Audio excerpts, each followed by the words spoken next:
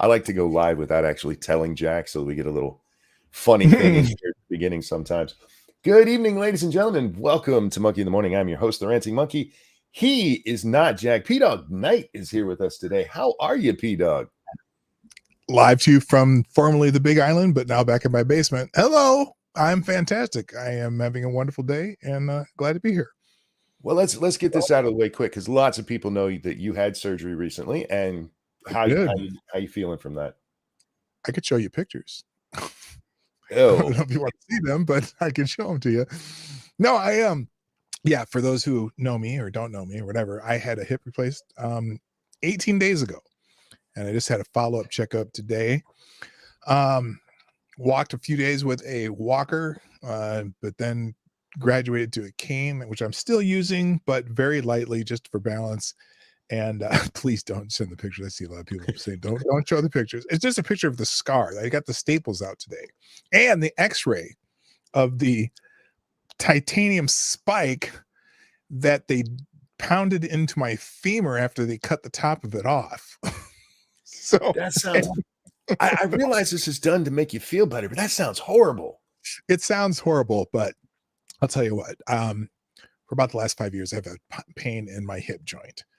And after the surgery, I couldn't really tell if there was still pain in my hip joint or not, but there was pain just because the incision, the muscle around the incision, it's like an 10, 11, 12-inch incision on down my thigh on the side of my body. And that's where they do all the stuff.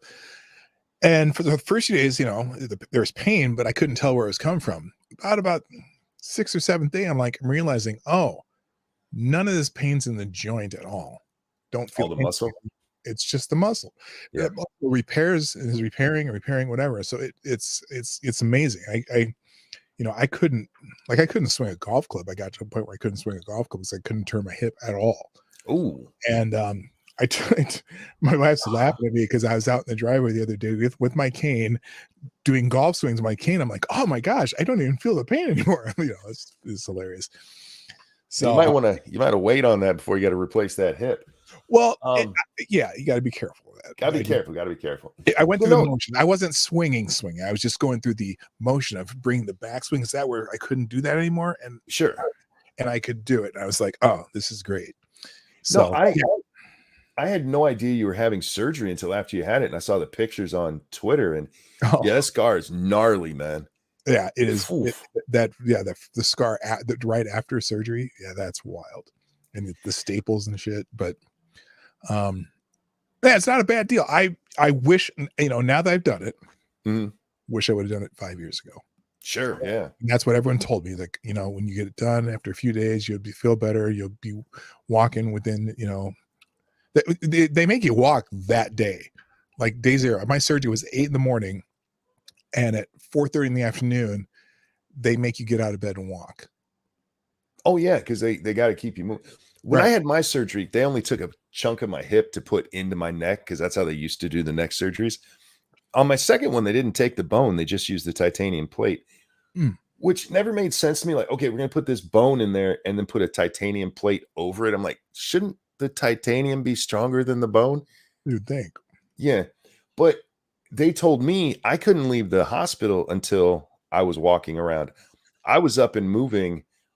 As soon as I woke up, I'm like, I need to walk. And I kept walking. They're like, you don't have to walk that much. I'm like, didn't you say I have to do this to leave? I don't want to be here. Right. No, and that I knew that they were going to have me walk that day. They kept me overnight, which is fine. I don't mind that.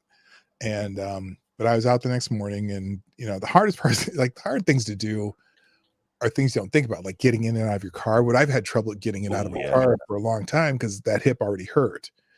So that wasn't too bad. But the problem is I'm used to getting into an F-150.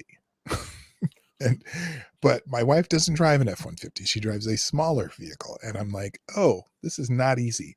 Or just like getting on the toilet. Oh, fair. Yeah. I had to buy, before because we got back from Hawaii. I was in Hawaii, like for 8 days before my surgery. Like I got back on Saturday, my surgery's on Monday. And I hadn't bought a walker yet. I didn't have I didn't have they have these little portable racks you can put around your toilets for handles to get you up and down. Oh, sure. Yeah.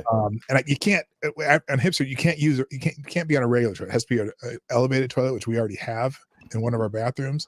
Mhm. So that's the only one I could use if I had to duke it out. But fortunately, I didn't have to duke for 4 days, and I was already having some recovery. But it's still, my God, lowering yourself down with just your arms is incredible. Yeah, it's wild. I didn't know what to expect in the recovery, but everyone who ever told me that that the recovery is not that bad was 100% correct. Fortunately, I had a really good doctor, did a really good job, and so yeah, I'm feeling great. I'm feeling good. I'm glad to be. I'm walking. In fact, today, I still, like I said, I still need the cane. Sure. But Yeah. we went to I went up and visited my daughter, and son-in-law, and granddaughter. Oh, how are they doing? They're doing fantastic. They just bought a house. Oh, congrats. About just under an hour north of us, and they live in this area of Minnesota, which is it's a small town. They live in like this town of 10,000 people. It's about an hour north of the Twin Cities, but they live near this town called Taylor's Falls, which has this beautiful state park called Interstate State Park, and there's this beautiful rolling river going through it, and it's these giant rock cliffs. And I don't know if you've ever heard of like potholes, as in like natural potholes. Like Minnesota was a glacial lake, and over like a million years, this glacial lake has receded, and that's why there's so many lakes in Minnesota. The Great Lakes too are part of this glacial lake, and the currents in the water would drill these potholes in the rock at the bottom of the lake bed. Mm-hmm. And or it was a river that eventually turned into a river that in over thousands and thousands of years, there's these potholes just drilled into the rock, like these just holes that just go deep down. And then in the side of the potholes, because the way the water circulated, they would create these like rock balls. And so there's a park there in Taylor's Falls that was part of this glacial river. And once the lake was receding, where they have all these potholes and they say these beautiful rock cliffs and stuff. It's just, so anyway, we spent the day there walking around there. Nice. The state park, and I got around pretty good. I live in Michigan, so potholes are a whole different thing here. I think it's technically our state bird. Yeah, we have those in Minneapolis and St. Paul too, but these are like natural. These things are, I mean, you could fit a Volkswagen in these potholes. Oh, wow. The entire car. You could drop one into the pothole. So yeah, it was pretty cool. I'd never walked around that part of the state park before. And it's on the river, and they have these little riverboard tours. We didn't do that, but we just walked around for about 45 minutes to an hour, because our granddaughter was walking too. She's 17 months now. Is she walking now? Holy crap. Yeah, she's walking. And I remember when she was born, dude. Well, and my daughter's pregnant with number 2. She's due in January. I ran into a friend the other day. We were at Walmart, and me and her used to work together. We're partners in crime at Walmart, and she had her daughter there with her. Mm-hmm. And she goes, "Yeah, she's 23 now." I'm like, "No, that's not possible." She was 12 just the other day. I swear to God. I don't notice it as much like with my own granddaughters. Yeah. I know they're getting older and stuff, but and same with your own kids. It's a progressive thing. But then you run into somebody you haven't seen in a while, and their children have aged a decade, and you're like, "Holy fuck, I'm getting old." Oh, I know. But enough of the old man talk with our medical issues and broken hips. And for the record, he didn't actually break his hip. He's not that old yet. No, this is just degenerative over time. And yeah, I grew up working man. This is probably one, the doctor says that I have shallow hip sockets. 2, when I was a college cheerleader, and I spent 4 years teaching college cheerleading, I was a partner stunt specialist. So I was always throwing girls from the ground up in the air, either into my hands extended over my head or whatever. So I did that a lot. And then I coached basketball for 30 years. A lot of So, pressure on them joints, a man. lot of training kids how to be in athletic position for 30 years. So Yep. it just catches up with you. And Everything does, man. Everything yeah. catches up with you. I'm going blind in one eye now because of my dumb ass. Oh, I heard, man. How's that coming? That's all right. I go see the specialist on Monday, and he'll probably say, "Yeah, it's fucked," and I'll be like, "Oh, all right." I've come to terms with it already, so I'm okay with it. Okay. Well, Thank you, Frosted Glass. Can you compare scars like the scene in Jaws? No, I don't.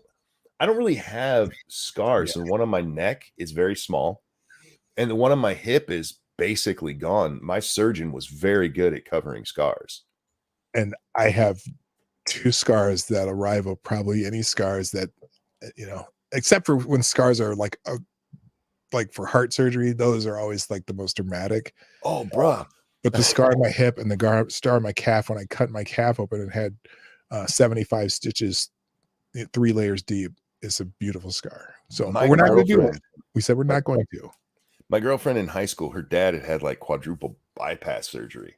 And I saw his scar one time. Went from his neck all the way down to his ankle. That thing was gruesome. Yeah. Ugh. Yeah. No, this hip scar was pretty wild. Well, you saw it because I had it pinned on my Twitter, my Twitter You should do profile. an updated picture if you haven't. I'm going to. I'm put them side by side. I'm gonna do that. And then, oh my gosh. Okay. I know said we're not gonna talk about old man stuff Oh no, anymore. fuck it. We can talk about whatever we want to. It's my show. So my granddaughter, she doesn't talk yet. She says some words, mama, dada, and she calls my wife Mima, and she calls me Buppa.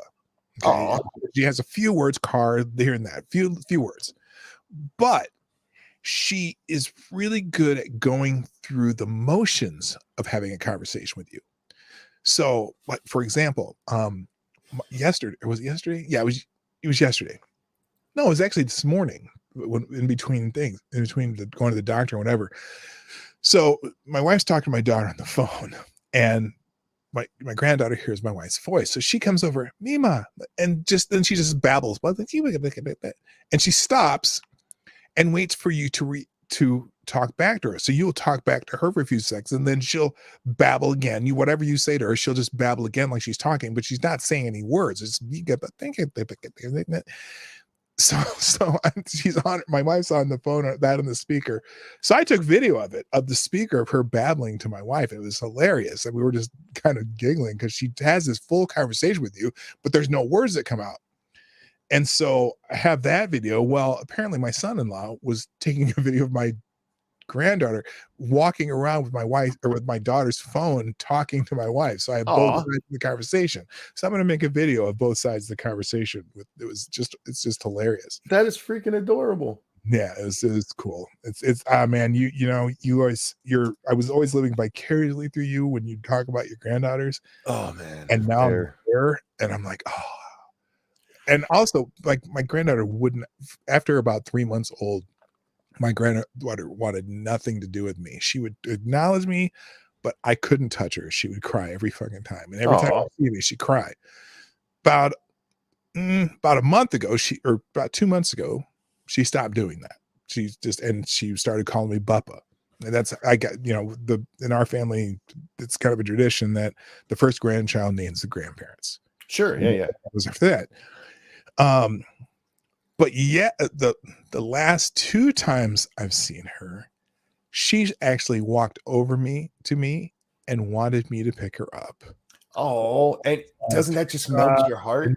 Today I picked her up and I'm holding her and she puts her head on my shoulder and kind of hugs me, and then that, and so then we're out and about all day today, and so several times we got to do that. So I was melted after that. That was awesome. I get to be the rock star because I'm always in pain in a way and stuff. When the kids do see me, it's like, oh, Grandpa. And so they come running, I get big hugs, and and it just melts your heart. It's Mima is the rock star right now, but now Buppa gets into the action, and oh no, it's gonna be over. Don't get me wrong. they absolutely love Lady Monkey, and they actually spend more time with her than they do with me. Yeah. But because I'm not there as often, I'm the treat, you know. I'm Right. the candy. She's the sustenance. Yeah, it's All right. so funny. Let's move this along to let's talk about the main topic real fast because I do want to get this out of the way. Yeah, how about that? Yeah, guys, we've talked about this case quite a bit on this show. The final trial in the kidnapping plot of Gretchen Whitmer as the old big I'm sorry. wretch. Wait. What? The Gretchen final Gretchen Whitmer. Whitler? Whitmer. Whitler. Whit Whitmer. Whitler. Witless. Gretchen Whitler. Witless. Whitler. Whitler. We're not allowed to say that. That's Nazi propaganda. We've No, been told. Whitler. No, that's not. I didn't say I'm not no Nazi propaganda. Sorry. We've been told that that's Nazi propaganda. Really? And that, for those of you who don't know, that all stems from a sign back during the COVID thing that supposedly kicked this all off. Oh my God. There was a sign, there was a protest at the Capitol there in Lansing, and one lady was holding a sign that called her Gretchen Whitler. And they're like, that's Nazi propaganda. They called her Hitler. Like, Oh, I know. Yeah. And not understanding they weren't saying it. that they weren't saying that they're supporting Hitler. No. They were calling her Hitler. And it's one of the most absurd things that I've seen through the media, but I mean, I'm not surprised by it. It's embarrassing. I was embarrassed for them that they did. Oh God, the press has no shame, man. No shame at all. But then too, but even she was claiming that these people were here with swastikas and they were doing nothing. Yeah, the swastika was on the sign that was calling you Hitler, dumbass. Yes. There were no because they tried to do the Confederate thing too. There was none of that shit. The only thing they had is that one goddamn sign. Right. But anyway, so because of this, a couple of guys get it in their head to, well, we'll discuss that in a second. Frosty Glass, thanks so much. P-Dog, I think you need to take your granddaughter's phone conversation and edit it together to look like the other end of a Bob Newhart phone call bit. I trust you guys are old enough to know what I'm talking about. Yes, I do. That Indeed. is funny.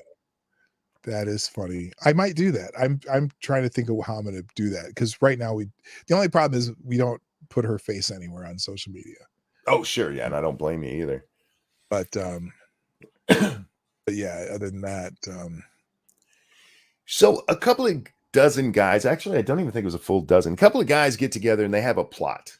They have a plot to take over the Lansing Capitol. That was the whole plan. The original plan was to basically pull a January 6th, but at the Capitol there in Lansing, the capital of our state. It was the prequel. Yes. And then the FBI got involved. And the FBI, how do I want to put this? I'm just going to say it outright. They entrapped these guys into instead coming up with this wonderful plot to kidnap Gretchen Whitmer, which was all the feds doing. It was the feds who pushed this. All of the shit comes from them, but we're not allowed to talk about that because if they were actually involved in this, I have no problem with them getting in trouble for it. But I think the feds who did it should be in prison too. Did the feds not put this woman in danger? They did. And imagine if they were even partially successful. Yeah. Because of the people that they roped into this. Imagine how bad that would be. We've read the Revolver. I don't know if you've read the Revolver article on this, P-Dog, but there's some interesting stuff that happened. The guy who was in charge of the field office in Michigan that oversaw this whole thing, he ends up in D.C. Yes. and it's really weird because the original plot to take over the Capitol suddenly happens where he's at in D.C. with a whole bunch of feds kind of involved. Imagine that. We don't know how many. I mean, it was none. Shocker. And then it was some, and it was we don't know. Yeah, our feds, man, they're fucking horrible. So anyway, we've had several trials. Several of these guys have been sentenced to very, very long sentences for kidnapping. The final trial ended yesterday, and shockingly, they were acquitted. I'm surprised because All three of these guys were acquitted. I don't know if I can show this because my internet is being shit. So I'll throw the link to the story into chat. Oh shit, I closed it. So look it up. But these three guys were accused of material support to terrorism and having illegal guns. Those were the charges against them.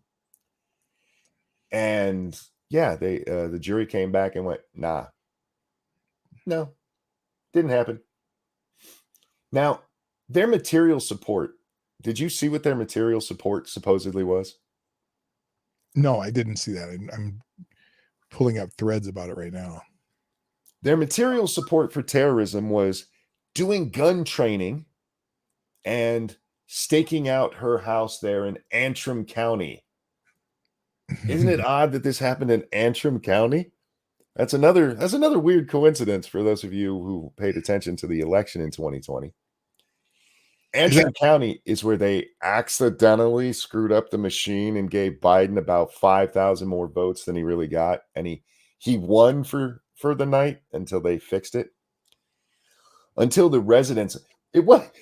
I don't mean to keep going about this, but I'm all over because there's so many connected pieces here that aren't being connected in the press. Antrim County, supposedly what happened in this whole thing is that the ballots got changed. The ballots were changed because they on my end. Oh no, you're fine. They had to add an extra line in the Antrim County ballot. And when they did it, they didn't add that line in the machine. So as it reads down, whatever you marked for number 1 or number 2, those were offset. So if you voted for Trump, it was actually now voting for Biden because it was offset. Imagine. Yeah, it's weird. It's really weird. But if you look at the numbers as they fixed it, it doesn't quite add up to what they say happened. And it wasn't even the county who found this. It was the voters who saw the outcome and went, there's no fucking way Biden won this place. There's just no way. Antrim County is dark red. But anyway, that's where Gretchen Whitmer. Is that north? Oh, yeah. That's if you're looking at the mitten, it would be right up at the top of your pinky. Like Mackinac Island.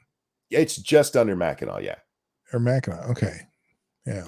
Still on the main land. It's not on the peninsula up there. The Mackinac City, I mean, not the island, and not up on the other side of the bridge. Yeah, it's still on our side of the bridge. Right. And so these guys supposedly went up there and staked out the house as well. So those are their material support, is that they trained with guns and they were with the FBI.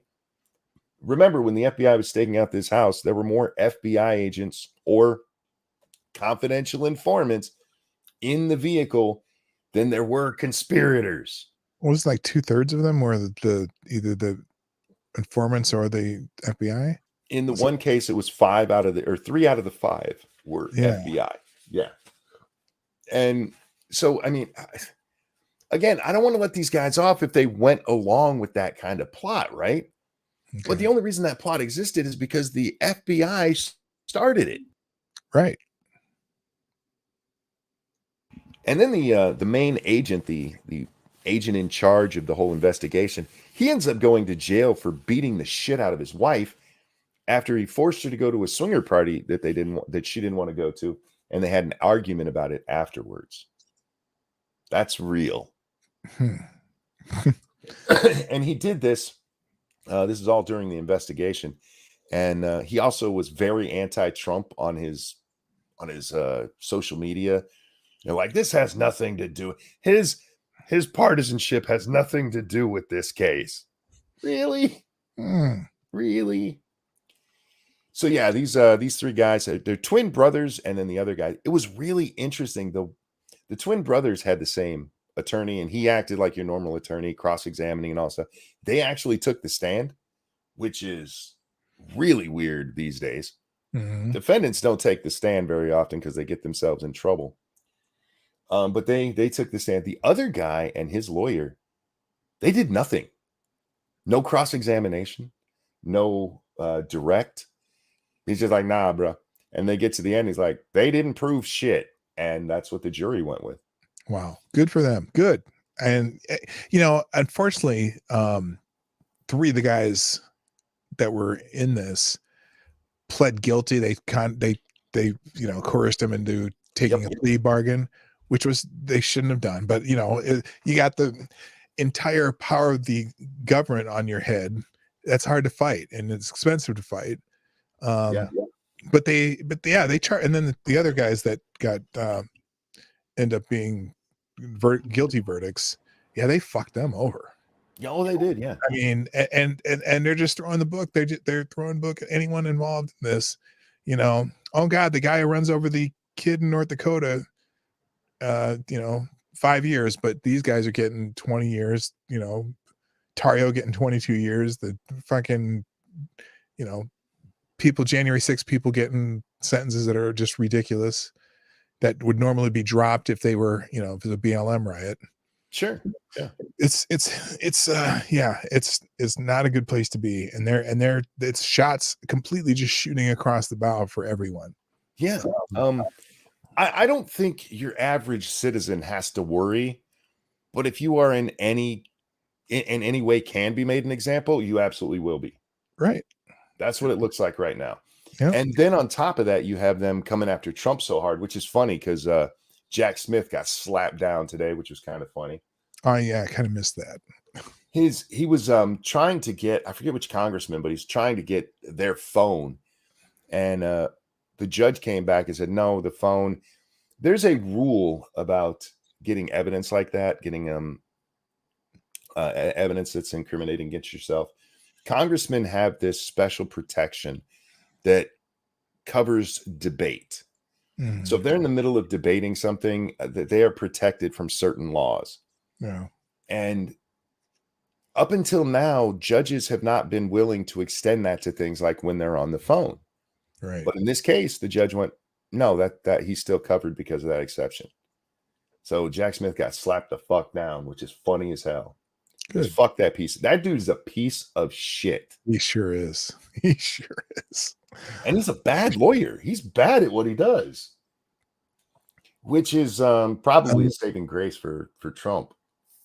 Well, in a way, but that especially that DC judge who they've asked to step aside, recuse herself. Sure. She's not going to recuse herself. No, of course she won't. And she should. The reason just to let the audience know, the judge that's in charge of this case, she's been in charge of other January 6th cases where she has said she thinks Donald Trump should be in jail. Yep. And this is the woman that is in charge of the case. She's already prejudged him. Yes. On the record. This isn't a guess. This isn't a conversation overheard at a restaurant. This is the public fucking record. So I don't know, man. It's a scary time to be out there with an opinion that's not approved. Well, look at Owen Schroyer. Who's that? Schroyer, the InfoWars guy that was reporting on January 6th. Oh yeah. But they got him 6 months in jail, or maybe it's 60 days in federal prison, whatever. But because he was reporting there, and they're claiming he was, in their case, they were claiming, well, you were the cause of this because you were election denying. Excuse me.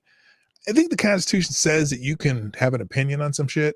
Absolutely. Whether it's right or wrong, or it doesn't, or if it's even if it's false. Let me state it clearly. Free speech shall not be abridged. Right. That's very clear. I love the people who tell me the Constitution is vague. It's really not. It's not even a little bit vague. No. Shall not be infringed. The right to keep and bear arms shall not be infringed. The right to free speech shall not be abridged. I've been watching you on the New Mexico shit too. Oh God, that's fucking idiot. She's trying again. You saw that, didn't you? I did. Let me bring that up. Sometimes I can't bring up outside sites, but for some reason they really like Twitter on here. I don't have as many problems with it. Hmm. But she tweeted out some shit. Let me find it. I was busier than I thought I was today. While he's looking, chat and people watching, I need 50 new subs today. I'm trying to get to 2,000 and it keeps going up and down because I keep deleting the fake ones. So 50 subs, help me out, y'all. If you guys aren't subbed to P Dog's channel, go over there and Most of you already are, but still. Oh, that's not it. Pirates asked me if I saw Razorfist's take on the New Mexico incident. I absolutely did. Of course I did. You know what? I haven't seen Razorfist at all. I just thank you. I've just realized that. Like never? Well, no. I used to watch him all the time. Oh, but I haven't seen any of his stuff lately. I got to go. I probably have to physically go there because like sometimes if you don't watch someone for a while, they stop putting it in your feed because they only send out. I just learned something about YouTube. YouTube pretty much only sends what you put on YouTube out to about 20% of your audience. Yeah. And then if those people interact with it, then they'll send it out to more until they get through your whole audience. But I don't even think they do that for me because I've been on here 7 years and I've been constant content for 7 years, and I'm still only at 1,900 subs or 1,950 subs. There's no way. You would think 1 or 2 a month for that amount of time, or But anyway, I'll post the link. Someone said post the link. But anyway, I haven't seen Razorfist stuff for a long time. I mean, it's very possible you got unsubbed too. They love doing that. But guys, this is why I tell you, hit the like button. Not just here. I mean, please do it here. But if you're watching something and you enjoy the content, you enjoy the creator, give them a like, because interaction and if you can drop a comment. Hey, love what you do.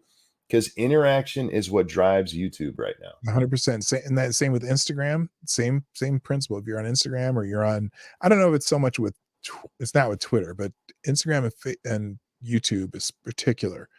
They don't send out unless you hit the like. Then not everyone in your audience gets what you put out there. Real quick, let me get this. Keldrig, thank you. It's almost like the founders or the framers of the Constitution knew what they were doing. Oh, yes. No, some idiot with a gender degree knows far more than those gentlemen.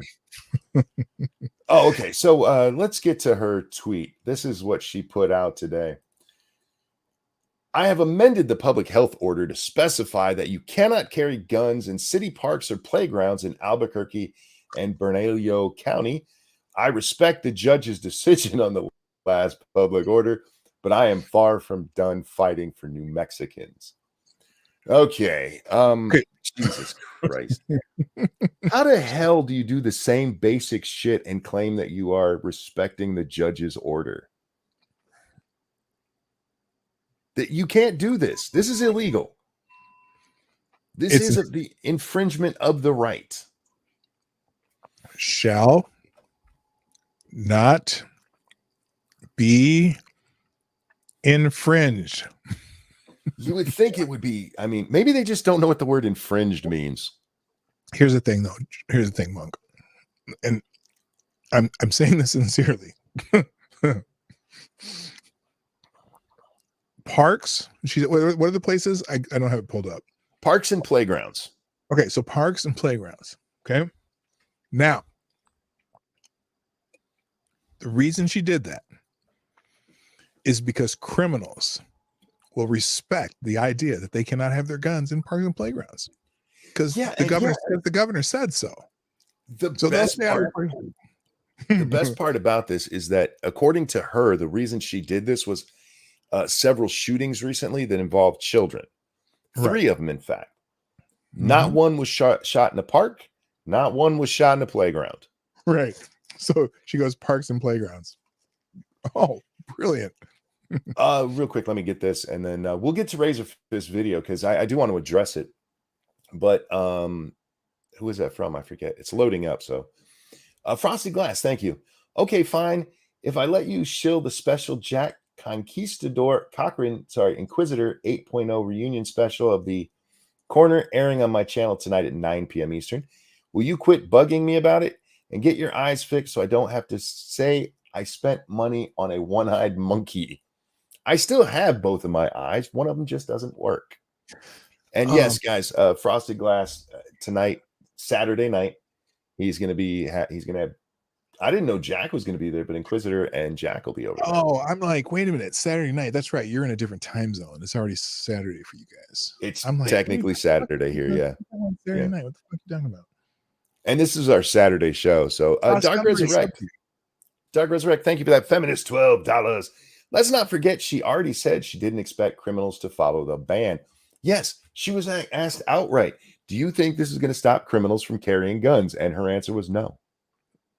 Brilliant. Yeah.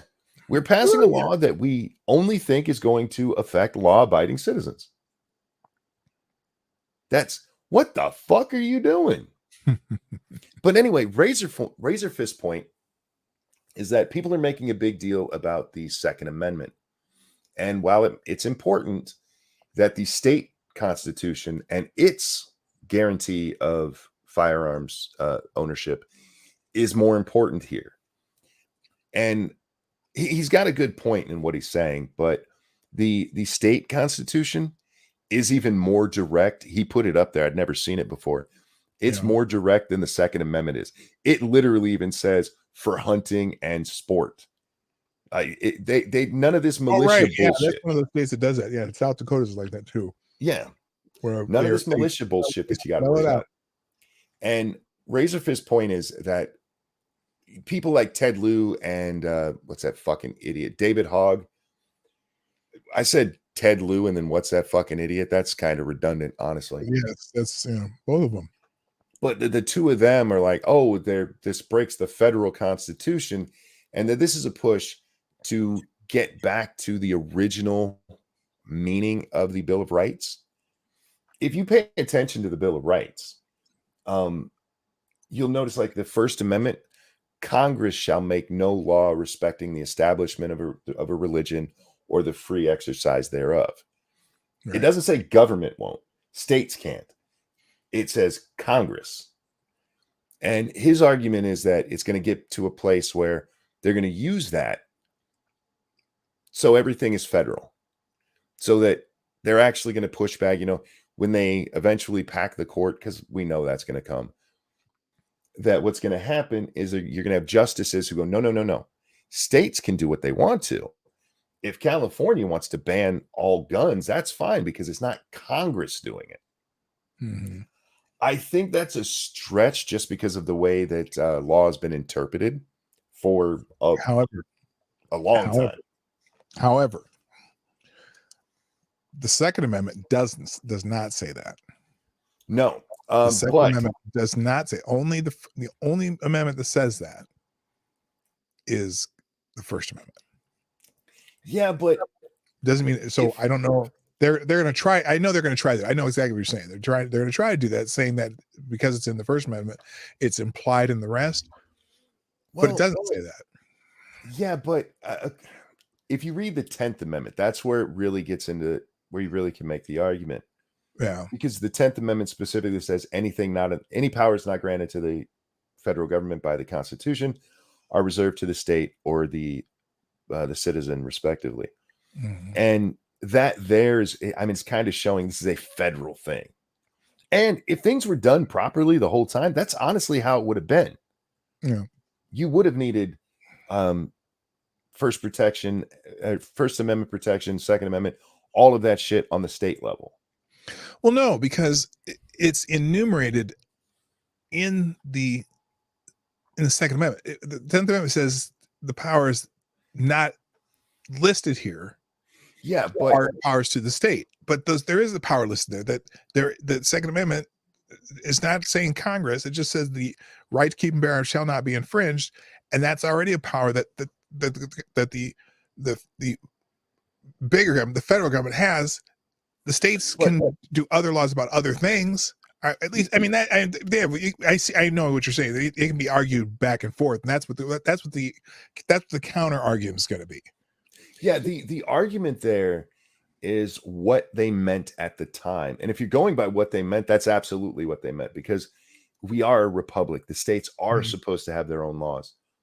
And while they didn't do that, I agree with you that the Second Amendment is not specific the way that the First Amendment is.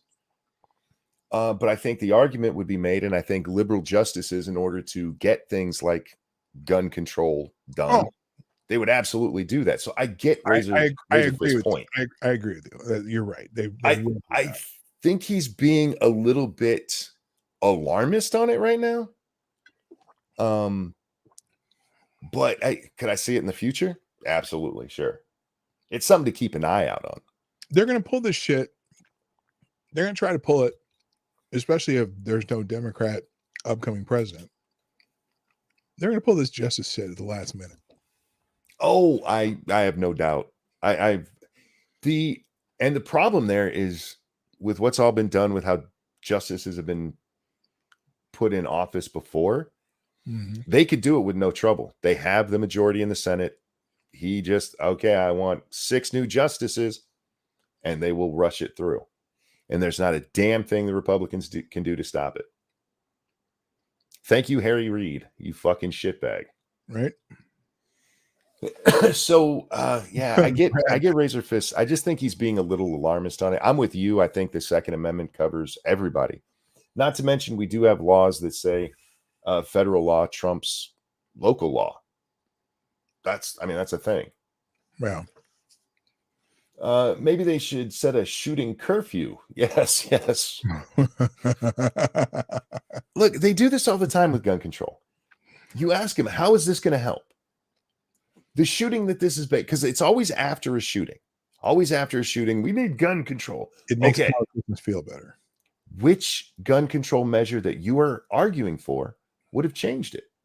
The Mhm. shooting that you're talking about, what would have changed it? What law would have stopped Sandy Hook? What law that they're proposing would have changed that? Aurora, which one would have changed it? Columbine. Name a big shooting. What law would have changed it? Fuck, in the Aurora shooting, their law failed. Yep.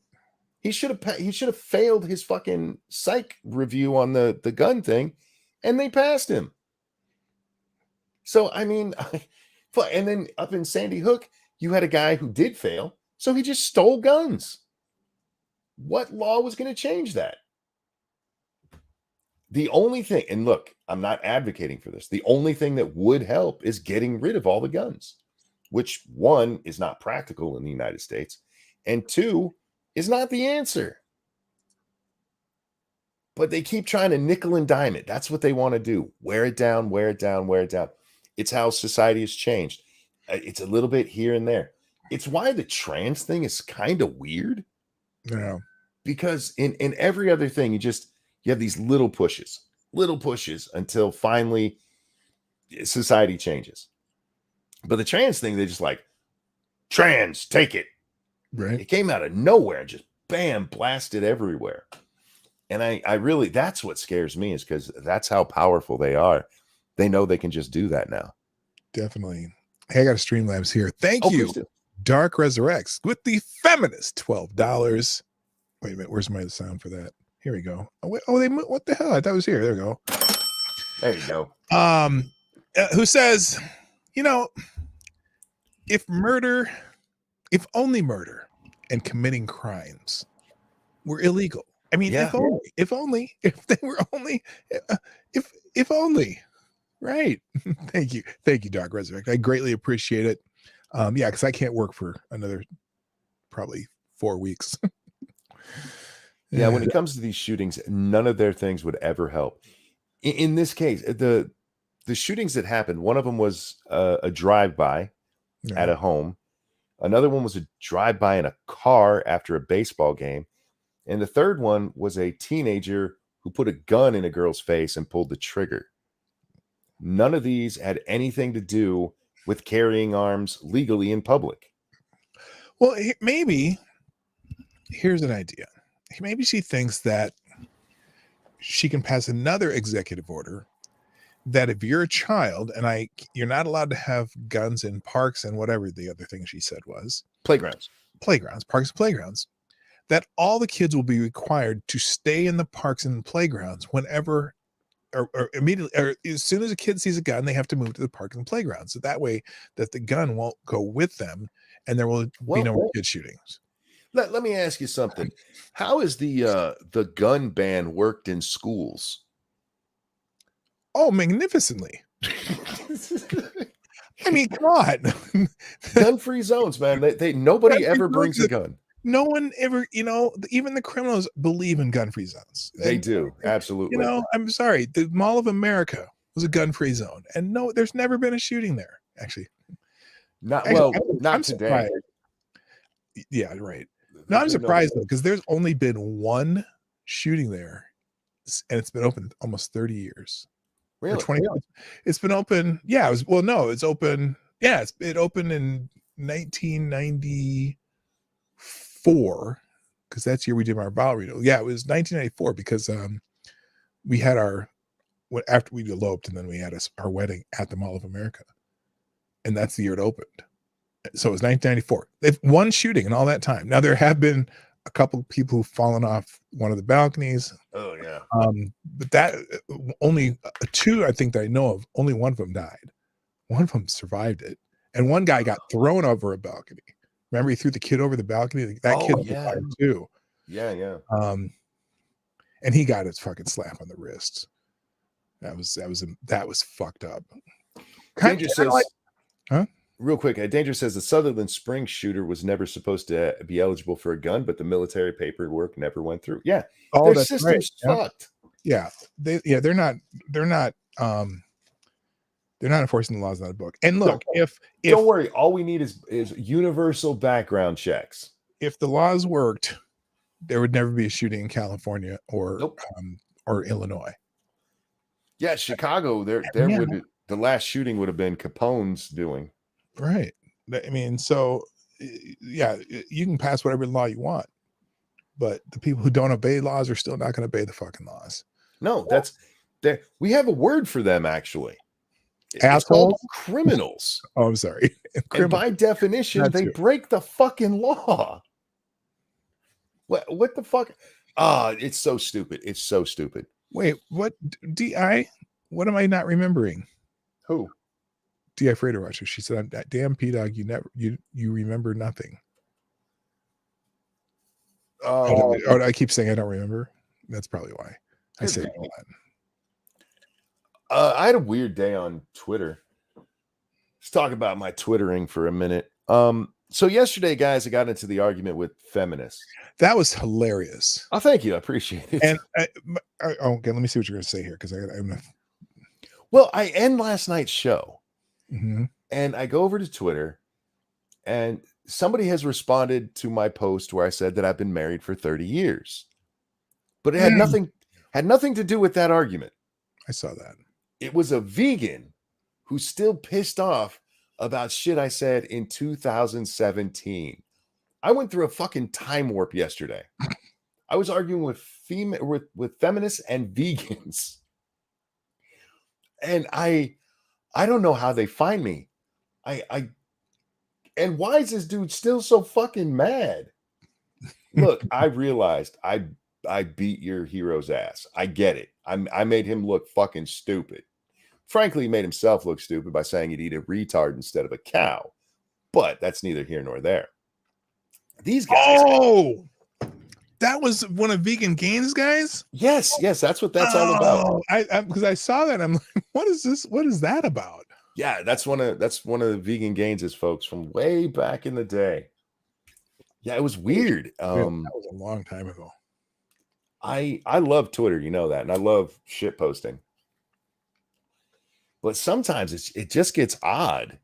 And then some other guy pops up who said he used to watch me, but how do you say it? I don't like watching sex dolls. I'm like, I don't even know what the fuck that means. I mean, I appreciate you thinking I'm sexy. No idea. But what the fuck? Oh man, Twitter's a weird. And then my friend Pinky wanted to give you advice, and I explained to her that you were fucking with the feminists, and I DM'd her and told her you were just fucking with the feminists, because she's like thinking you were one of these manosphere guys. I got a lot of people thinking that. I was just laughing at that. That was hilarious. I do think the manosphere has some good points.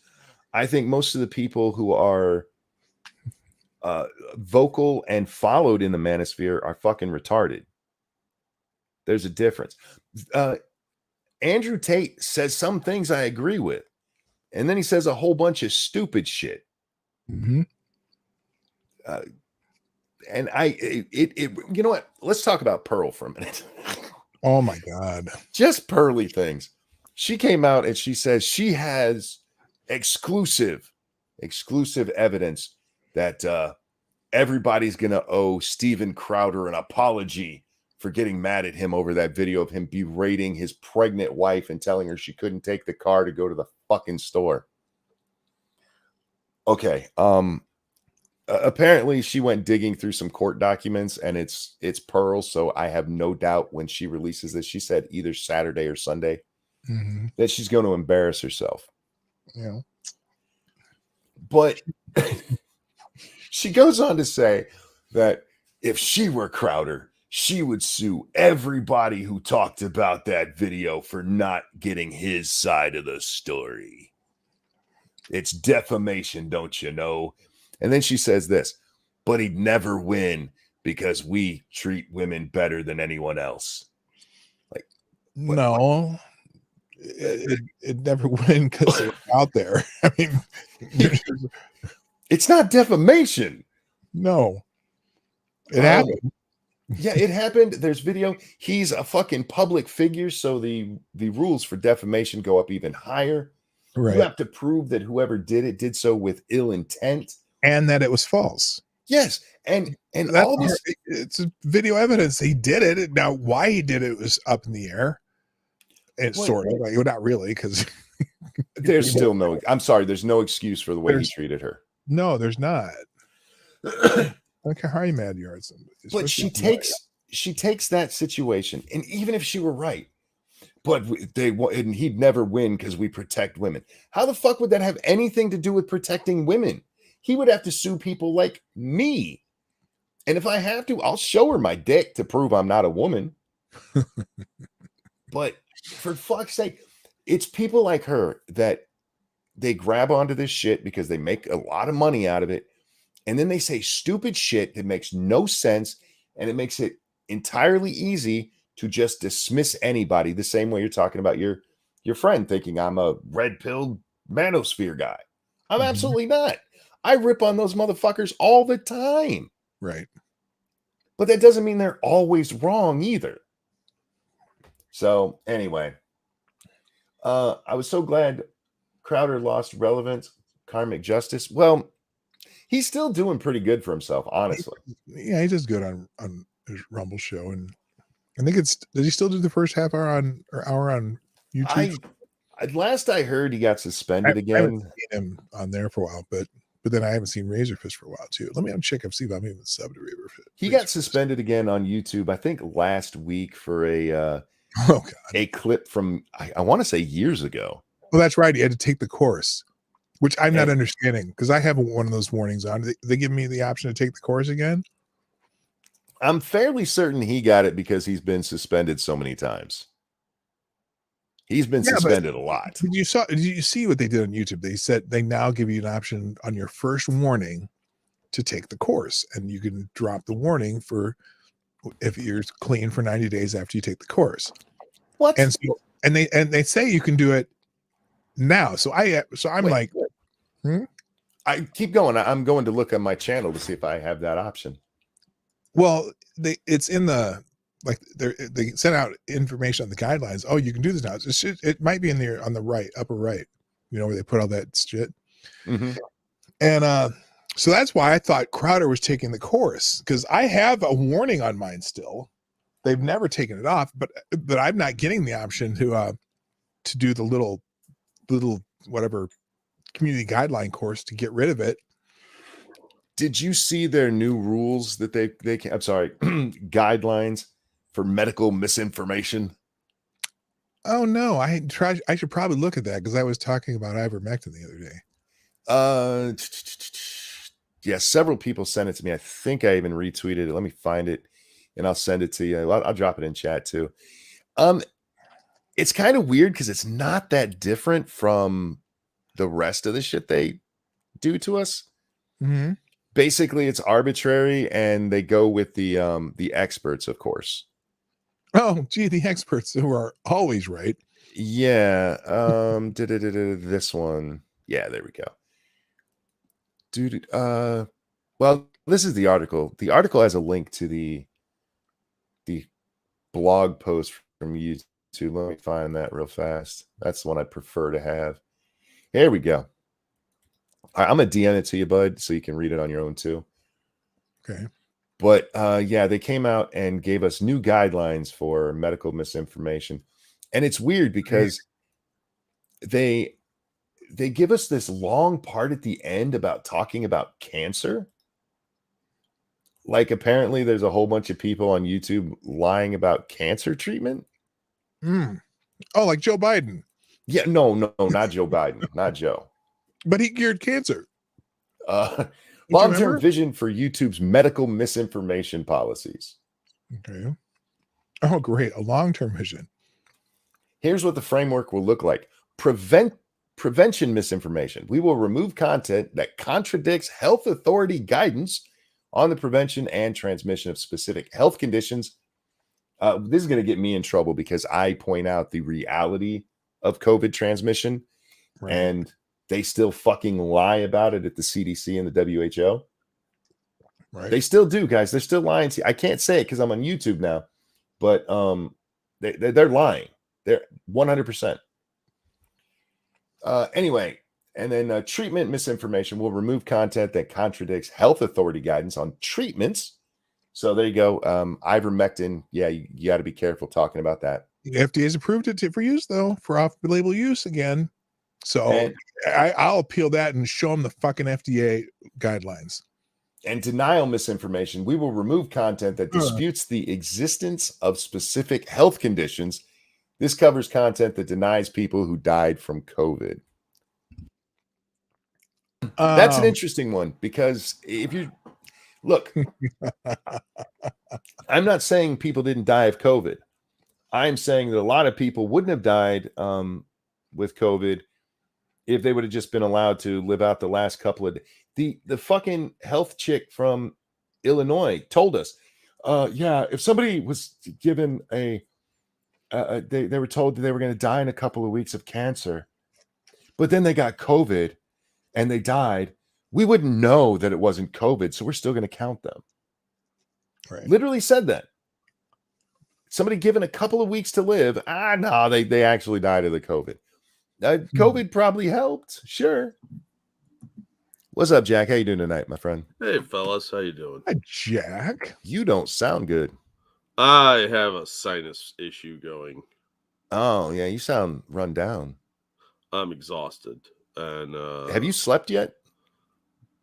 I haven't slept in almost 48 hours.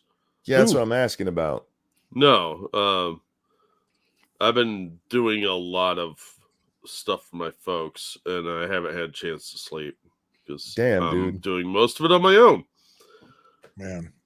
And for some reason, Streamlabs doesn't want to load up. So, oh, wait, there it goes. Never mind. It's working now that I said that. Well, if you want to go sleep, man, go sleep. Oh, I can't afford to sleep, dude. I got too much shit to do. Not at 1 o'clock in the morning. Yeah, there is. I got to thank Dixie Rose here for this double feminist donation.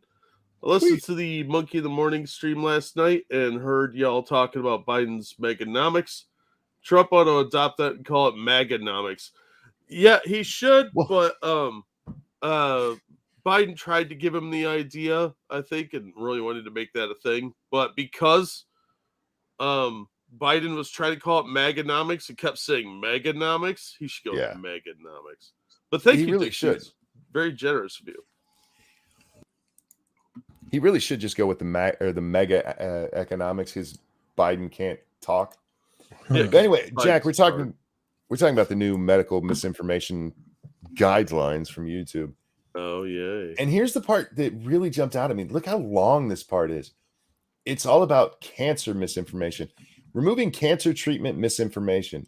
When cancer patients and their loved ones are faced with a diagnosis, they often turn to online spaces to research symptoms. Do not go to YouTube to figure out how to solve your medical issues. Y'all listening to me? Ding. Learn about treatment journeys and find community. Our mission is to make sure that when they turn to YouTube, they can easily find high quality content from credible health sources. So yeah, they just go on to tell us that they're gonna be very careful. Don't lie about cancer online, you guys. I wonder if that includes calling like Joe Biden a cancer, because he really is. Just saying. So my headache isn't knee cancer. Probably not, Bubba. Probably not. But I would check with a licensed specialist. That's what WebMD is for. That's what yes. So you can get your misinformation and poor diagnosis on your own. Yeah, they're going to tell you that your headache is ass cancer that's making your knee hurt. Yes. Anyhow, I have cancer, so am I exempt? No. Everybody's got to follow their new rules. And it's weird that they came out with this right now. I'm trying to figure out what's happened in the news that made them suddenly jump on this thing. Well, I'm sure part of it is the resurgence of the COVID stuff. Well, there's also been a lot of argument. I mean, Dog, you mentioned it, that you talked about ivermectin lately. The ivermectin discussion has come back up over and over again in recent weeks. But to be honest, I haven't paid much attention to it. Well, just that they're not. They've reallowed the off-label use for trying it. Sure. And they're kind of backtracking on the it didn't work, horse paste, all that bullshit. And there's been and also the courts have slapped them down pretty hard about doctors who are talking about it. And so yeah, they're not, the CDC's, they said you can't force the social media companies. You have no authority to tell the social media companies to take down any kind of medical information. There was just an order from a judge telling the federal government basically to stay the fuck out of social media. I forget which case it was from. Yep. The case Missouri versus the United States. Is that the one that came down in? The one with Missouri and Louisiana that those two AGs brought in the whatever Seventh Circuit, whatever the circuit is in Louisiana. Yeah, and told them you guys do not. There cannot even be the appearance of you guys giving any pressure to these guys. And they specifically named the president, the executive branch, the press secretary. They named in the order everyone who's been doing it. The CDC across the board. And then they backtracked. And what was it? There was a couple that they kind of backtracked and said, well, if these certain situations, something like terrorism stuff. Well, that's what it was always. If they were going to do something, that was the auspice that they used, is like, no, we're fighting terrorism, so we have to be able to do this. And then they tried to use it for COVID and election misinformation, and like, no, that's beyond your purview. But they still tried it. I'm using big words tonight. Why am I doing that? Auspice and purview? You know, really smart. Things and stuff. That's the kind of way I talk. I don't even speak around here. I talk. They're fighting mega climate extremism, Monkey. True. Yes. I can't wait for the YouTube policy on global warming. I know it's coming. It's coming. Oh my gosh. Because it's an emergency. It is an emergency. It's a catastrophe, man. It's an emergency. You can do whatever the fuck you want. You know, that New Mexico lady, it's an emergency. It's a health emergency. Did you read the order on that? By the way, the first one that they've struck, that the court said, no, you can't do this shit. Which one? On because the directive, the health, it was by the Department of Health that actually wrote the ban on the guns thing in the larger cities. Yeah, it was the Department of Health. She just the governor's just enforcing it, but the Department of Health wrote the directive on that gun thing. Oh, And I was like, how does this agency, unelected agency, to circumvent the Constitution? That was the first part. And now the governor made the new order, which is stupid. But anyway, we already talked about that. We can go I saw. Well, yeah. I mean, we always backtrack. It's fine. I don't know if you guys saw it, but there was a big Republican convention thing tonight, and I tuned in for a little bit and caught some of Donald Trump talking, and he said that when he becomes president again, he's going to get rid of the Department of Education. He does go on to say he's going to keep a couple of people there, but mostly get rid of it. And it's odd that this has become a drum that the Republicans are beating. So many of them are picking up on the get rid of the Department of Education. We need to get rid of tons of departments that we have for the very reason you just mentioned. These assholes get to make basically law. It's not codified in law, but like you guys get to take care of X. And by taking care of X, they're allowed to do whatever the fuck they want unless somebody takes it to court. And they don't leave when the politicians do. They're still there. Yep. And there's all the regulations that they come up with are laws. I'm sorry, there's nothing in the Constitution that says that you can have a government agency to write laws. Congress or your state legislature writes laws. Yes. And fuck these agencies. Department of Education, education in this country has gotten worse ever since we've had a Department of Education. It's Woodrow Wilson's wet dream. He loved the idea of bureaucrats making decisions for people. Nope. Did you guys see the article the other day about Oregon and how they've gotten rid of standards on math and English? Right. Oh yeah, they've been doing that for a while though. This was a law that was passed though. They finally passed the law. And the law is basically, hey, black people can't read or do math, so we're just going to let them pass anyway. Every child left behind. Yeah. Well, that's based on the Washington executive order that Hensley, what's the dude's, I can't remember his name, the governor of Oregon, but they did that too. That's the most racist bullshit I've ever seen in my life. Yeah. And they don't even get it. They think they're helping. You're not helping anybody. You don't help anybody by removing standards. But I bet you know what? I bet you to be able to graduate in Oregon high schools, I bet you have to know all about pronouns and that Johnny can be Susie next week if he thinks he is born in the wrong body. Soon the only thing that'll be taught in English class is pronouns, and it'll be the misuse of pronouns. Right. Real quick, Alan, thank you so much for that donation, my friend. I really do appreciate it. Yeah, that's going to be the curriculum now, is the misuse of pronouns, and that's it. Yeah, like you said, you don't fix things by getting rid of standards. It would be one thing if it was actually something that people couldn't do. But what you're saying here is literally black people are too stupid to do math and understand English. A language black people in America have been speaking for 400 fucking years. Right. For God's sake, man. Just ask them. Just ask them. Oh my God. I caught a Destiny video right before I went to air. He was covering Anthony Fontano, or however you say his dumb name, and Vouch responding to that song Rich Men North of Richmond. Oh my God. Oh my God.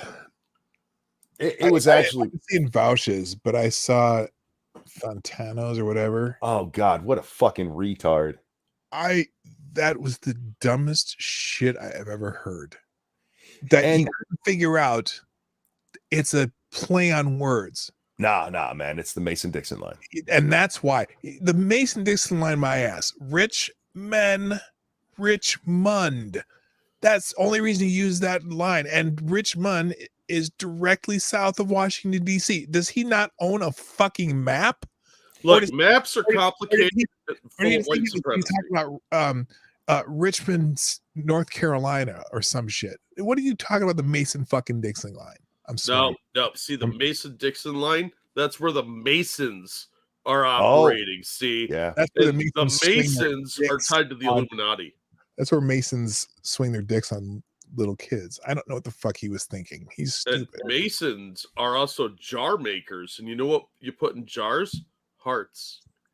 And They steal swastikas people's hearts. and stars and bars. Yeah. And all credit to Destiny. He called both of these fucking idiots out for their take on it. Go ahead, Jack. So stupid. Thank you, Alan, for the donation. He says, "Hello, guys. Hi, Alan. Hope you're doing well." Yeah, I was watching. I was more watching Fantano because I hadn't seen his, and yeah, just fucking stupid. Immediately goes to, oh, he's just being racist. It's just these people who can't let the Civil War go. You're the motherfucker who can't let the Civil War go. Right. That shit was 160 years ago. We've had 2 world wars, Korea, Vietnam, 2 wars in Iraq, Afghanistan, several minor skirmishes, things like Grenada, the mining of the Gulf by the Ayatollah. All kinds of shit has happened since then. And you fucking idiots, you're the ones who can't get over that. Look, Monkey, talking about the Spanish-American War could be racist. Mm. We don't talk about that war with Mexico either. What about the War of 1812, y'all? No, that's the British. They're white, so we can't talk about that because for fuck's sake. Well, Monk, you love those reaction channels. Look at all the black reaction channels that have reviewed that song. They fucking loved it to a T. Yeah. Like, yeah, damn. Especially the line, "Your dollar ain't shit," and they all go, "No shit, dollar ain't shit." Well, I went and got gas today, so I know how accurate that statement is. Oh, good lord. Working bullshit hours for overtime pay. They all cheered for that too. Yeah. I've said this before. When it comes to reaction channels, they really do give me hope, because if all you do is pay attention to the mainstream narrative, you would think all black people are just on board with BLM and hate whitey. No. You'd be convinced of that. You go watch these, you'd be surprised how many of these people you agree with. Mm-hmm. And it's amazing, and it gives me hope that these fucking idiots, a lot of people are swayed by the mainstream media, and unfortunately I don't know how to fix that. But if you go out there and look at regular people, go talk to your neighbors and shit. The whole race war bullshit that they're pushing, that's not between regular people. Mm-mm. Black folk and white folk just living their lives. We're all just trying to get through the day. It's not until these assholes put that shit out there that we have to suddenly start talking about it. Oh, I fucking hate this. Monkey, Mark Lamont Hill would disagree with you. See, he really wants to start a race war, I think. He seems very, very angry at white folk. There's quite a few of those on social media who they want to be the next Al Sharpton real bad. Mm-hmm. And they're fucking horrible people. But at least I can respect them, because at least they're that color. It's the self-hating honkies that bother me. Yeah, there's a few of them out there, man. Oh, a few. Jesus. And not one of them will live up to what they say. Right. And they all admit to being racist. Like, go live in the hood then, bitch. Yeah. You know, go plant yourself on Cicero, 110th and Cicero in Chicago. Yeah. And see how you do. You know, go find Martin Luther King Boulevard in any fucking city in the country and go live there. Yeah, right. Why is MLK Boulevard always in the hood? Like the worst parts of the hood too, not like on the outskirts. It's always like going right through the worst part. There's actually an answer for that. It's because politicians are fucking stupid, and they're like, you know where we should put this? In the black parts of town. Right. They try to, that's nuts. Not a suburb where there's black people, which, by the way, those exist. No. I don't exist. No, you don't. No. I don't put that shit in the ghetto. I grew up in various parts of the country, and there were black people everywhere. No, I think all MLK Boulevards should go through Chinatown. You're going to easily find a really good restaurant. No, it's just like putting Black History Month in February. If they were serious, they'd have put it on a 31-day month. But they put it on Sure. a 28-day month, motherfuckers. But Yeah. but Pride, oh God, a Hey, 31-day month plus 17 other days that commemorate some bullshit. You know, Nah, dude, they're getting a Left-handed- whole season now. They're Yeah, getting that's summer. a season. left. Oh yeah, a couple states did that. Oh, the Yeah, whole yeah. season. Like, motherfucker, why do you need a quarter of the year for 3% of the population? To show we care. There's you a did- lot there- of children out there to diddle. There is hope though. Now I think it was in Virginia somewhere where they were going to try to have they were having a LGBTQ history month in the schools. Yeah. Got shot down by the school board. Yes. So every once in a while there's glimmers of hope. Every detransitioner is a glimmer of hope. Every parents that go to a school board meeting that aren't getting arrested by the federal government is a little bit of hope. When the Armenians in California said, you know, fuck this shit with the genders and bullshit, that's a little bit of hope. When the Muslims here in Michigan, yeah. Dearborn Muslims, motherfucking heroes. Yep. And you know, if you want common ground with some of these minority populations, start talking about that shit. Because I'll tell you what, you go to the hood and you start talking about that shit, and listen to what the parents say. Parents like this, yeah, I don't want to hear that bullshit. No, I don't want that shit forced on my kids. And you know, it's you know, and it's nationally, because this shit is gonna snap back, because as Jack has said many times, if you go after people's kids, you fucked up. That's right. People will come back. And oh, sorry. Go ahead, Jack. Speaking of that, did you guys see the protests that were going on in New York? Which ones? Yeah, No. on immigration. Yeah, the anti-migrant ones. Well, the anti-illegals. Well, they started in Staten Island, you know, but Staten Island's kind of this oasis of red. But then those ones in Manhattan in the Bronx, where they're putting those people up in hotels. Yeah. And oh my God, those people are. Well, even Eric Adams, when he was talking to him, you know, he had his little speech there in front of some group, and you know, he's talking about how this is going to ruin our city and this and that. Oh, really, Mr. Sanctuary City? And I'm like, well, why are you telling me that your budgets are going to be killed by this? Who are you? You're talking to the wrong people. You're a Democrat. Go talk to your president and go talk to the executive. Go talk to the puppeteers. He has had criticism for Biden for not giving him money for this. Yeah, it's always about the money with him. How about stopping the flow? No. You know, and now Biden's trying to say that these people waiting have to stay in Texas. Really? Let's see. El Paso, Texas, it's like 250,000 people, and you want to have them all stay there? New York City, 17 million. Which would have more resources to handle this shit? Well, here's what I think. I mean, this is a federal issue. They should all be in DC. And they should not be allowed to leave until their immigration stuff is settled. Except here's another thing too. So the ones in New York City, originally it was I think it was Haitians for the most part. For whatever reason, they're sending all the Haitians to New York City. But Eric Adams made this point that now, you know, they're getting people from Africa and India. Like I was watching a video where this guy was going along, these people waiting to get their processing, and he goes down this line about 30 people. About 15 of them were from India. Yep. Other 15 were from I want to say it was an African country. Not Suriname. What was it? Whatever it was. Senegal's a big one right now. Senegal. That was it. And it's like, wait a minute. Why are you processing anyone who had to cross water to get to Mexico to cross our border illegally? If you had to cross water to come into our country illegally through Mexico, you should be automatically the fuck out of here. We got planes. We got charter planes going back to your country. That's process. That's not asylum seeking.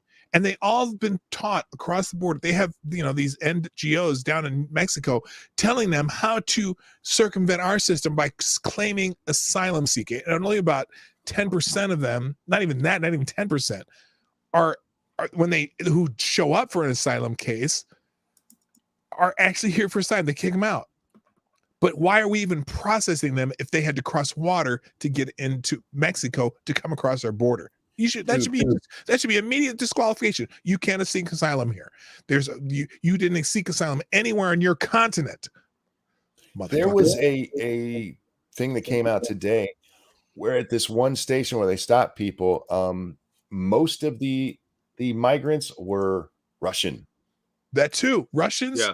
Senegalese, Cubans, Arab nation. There's some various Arab nations. They're coming from fucking everywhere. Yeah, it's a tourism industry right now. Yep. It's a tourism industry to get you to Mexico. You can walk across the border with the people coming here from South America, and there's a huge caravan coming across from South America right now.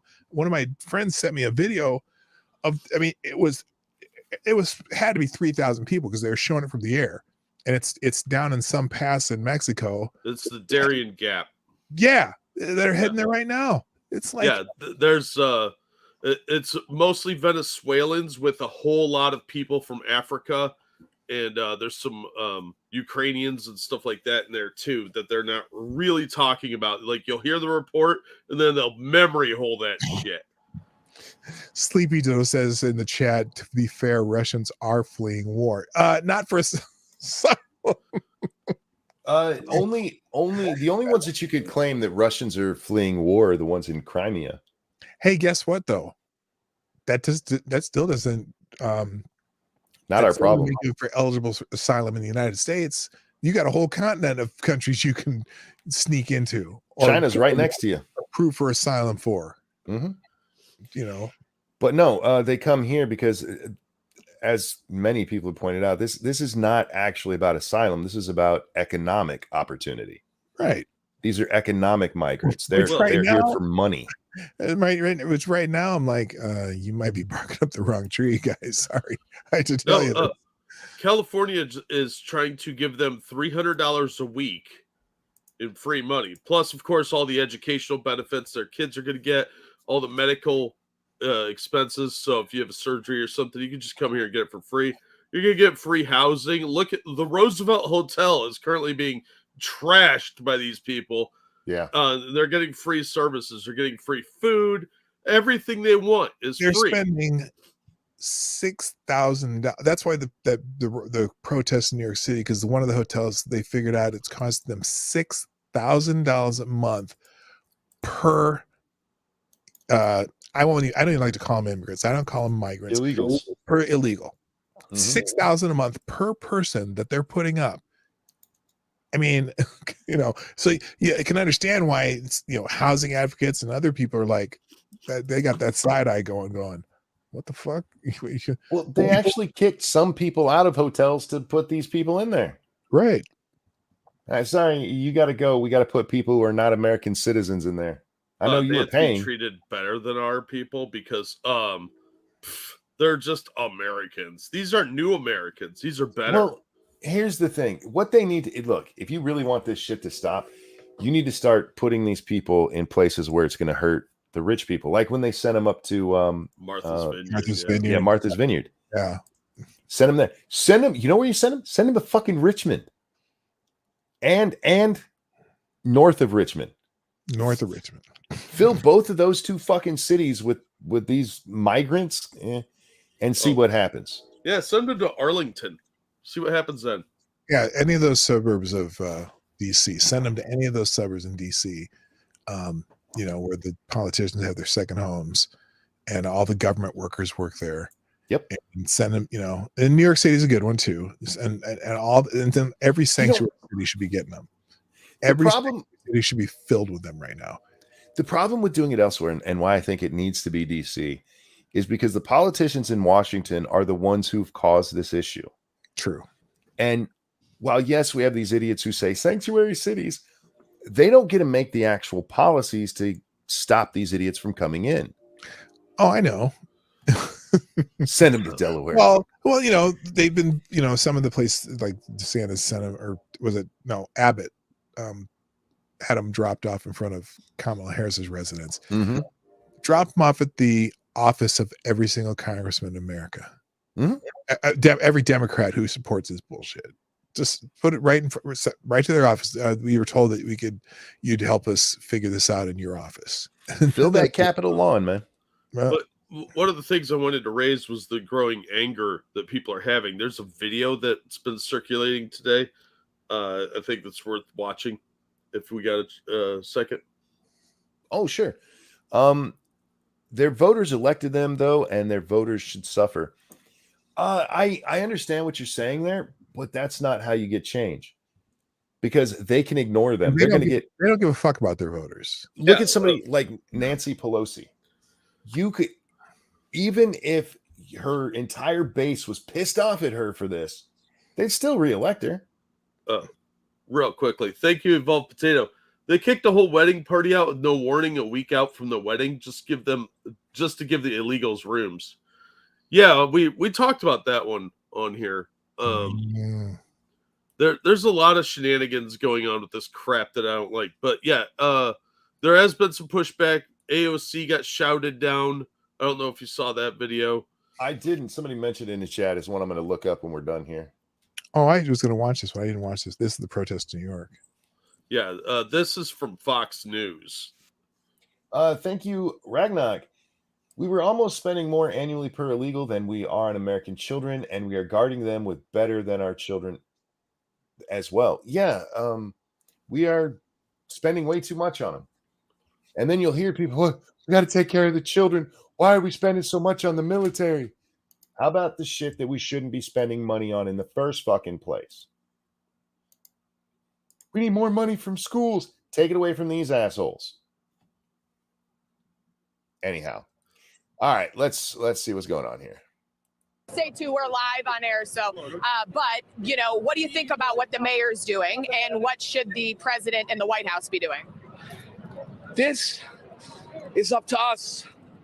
This is up to each and every one of us to stand up. Nobody's coming here for us. Right. We're here for ourselves. If we don't get up and fight for our city, nobody's coming for us. They're coming to destroy it. The reason why they're here is to steal our votes. Right. We're not going to be able to live. They're stealing our votes, our kids' future, my birthright. Can I just point out before we hear the rest of this rant? There's a white man screaming into the microphone, right? Mm-hmm. There's a black man standing next to him agreeing with everything he says.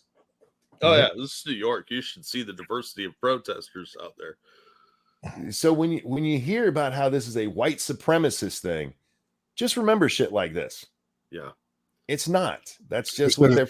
It's what they're feeding you. The media is, other than Fox and a few outlets, are still calling this racist, xenophobic. They were calling, after Adams gave that speech, they were calling him xenophobic, and it's like, motherfucker, you're putting a burden on our city that we cannot handle.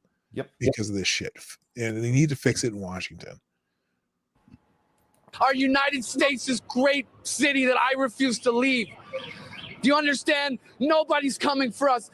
These elected officials aren't even elected. They're using absentee ballots. They're being selected. They're operating without. What did you think that AOC, when she came out, and other members of Congress, and they had this press conference, what did you think about their comments? They will never be allowed to walk down the streets again. Yes. They have destroyed our city, and New York, especially Queens. He needs to be careful with that kind of comment.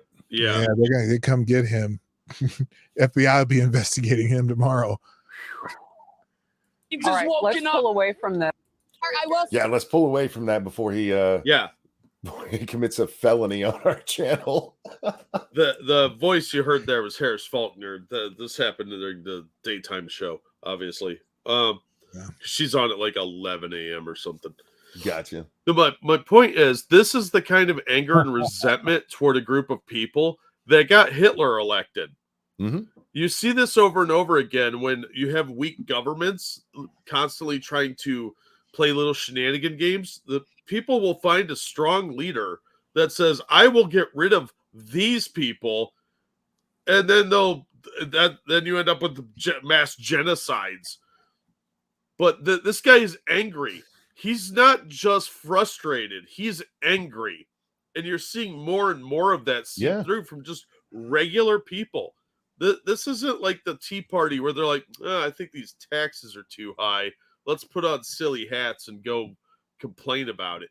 No, this is like people losing their jobs, people getting undercut on their wages, people losing their kids' education because these criminal parasites are just wandering in and taking it from them, and their own government won't do anything to help them to stop this nonsense. There's a real undercurrent of rage building, and you're seeing it more and more in these big cities, even in places like New York, where people are pretty tolerant. But as they put more of these migrants in like schools, well, I'm sorry, keep going. You're starting to see like a lot of people who are parents, especially, getting really, really angry. They're not even frustrated anymore. It's past that. It's a small group, but that's all it takes to cause real problems. And nobody seems to want to address their concerns or do anything to stop it. Let me get this real quick. Miles Kinslow, thank you so much. Hey guys, I hope you're doing well. Biden is still as confused as a gay man's sperm trying to find an egg. Such incompetence. You're not wrong about that. Ew. Thank you so much for that visual. You said something there that I wanted to address. You said that in New York, people are pretty tolerant. And here's the thing. And this is why I kind of see the purpose behind moving these people to like New York City. People are pretty tolerant when they don't actually have to deal with it. Mayor Adams was very tolerant of illegals when they were in Texas. Yeah, sanctuary city. No, illegals. We need to take care of these. What here? Oh shit. Well, I'm saying in the sense that like it's not a racial thing. It's I know, I get you. Yeah, but again, it's always when it's somewhere else. Well, no, I mean I'm talking about like people live together in New York. It's not like here's the white section, here's the black section, here's the Puerto Rican section. They see people of all colors every day, and they work with people of very diverse backgrounds. The guy running the bodega is probably Hindu or some form of Indian, Sikh, whatever. But they're not. This guy isn't angry because he's a white man, which is what they're trying to paint this as. Oh, sure, yeah. It's a frustration of these people are coming in and taking from us. They're taking up all the services that we are supposed to be provided for, because that's what our tax dollars is going towards. Now you go into an emergency room, you got to wait on everybody with the sniffles more than usual. And you've got all these new kids flooding into the school districts. New York has like 28,000 kids that don't even speak the language. And how are you supposed to teach a class that way? You don't have enough teachers, even in a place like New York City, that speak Spanish. Some of these kids are just getting tossed into classrooms, and they don't know what's going on. You got There was one parent talking on, I think it was the Clay and Buck show, talking about how their kids in one of the classrooms are speaking like Urdu, which is an African language, and Spanish, and 3 or 4 other languages. They have no idea what the fuck is going on, but they're dragging everything down in the classroom because teachers are trying to communicate with them at the same time trying to teach the other kids. It's becoming like Tower of Babel, where people can't communicate. Yeah. And you're not allowed to object. You're not allowed to say anything, or you're going to be investigated by the feds. You're probably going to lose your job because you're a big racist. I don't know. I think there's a lot of underlying anger and resentment that could easily boil over into bad things. Well, and then you have to pass them because they don't have to pass an English exam anymore. True. Yeah, that's true. So it doesn't matter. It's like, okay. Which is weird because we do make legal immigrants to pass an exam. Oh, right. Yeah, but those are not the divinely inspired people who are coming to save America because our birth rates are down, Monkey. Yeah. Don't be a bigot. You want to fix the birth rate, stop killing little black babies. Christ, that would like double the population of black people in New York in a couple of generations. Your hate speech. Oh, I'm just Pakistan. saying. Yeah, whatever. It's somewhere over there. Hey, Camel. Question for you, gentlemen. What? When it comes to Trump got elected largely on the immigration thing. He was the only one who was willing to actually talk about it. He was the only one willing to say, I'm going to stop this. And while he didn't succeed, he did a much better job than anybody else has been doing recently. Mm-hmm. How much does this help him in the election?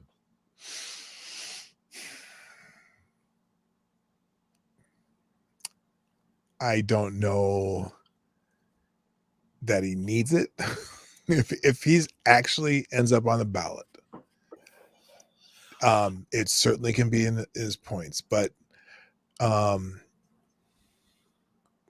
mean, all he has to do is compare and contrast before and after, you know, and laugh about the 13 million jobs that we supposedly created. Because if you take away the 11 million that were just replacing jobs, there's only been 2 million more jobs in this country, which is for economic standards, that's anemic.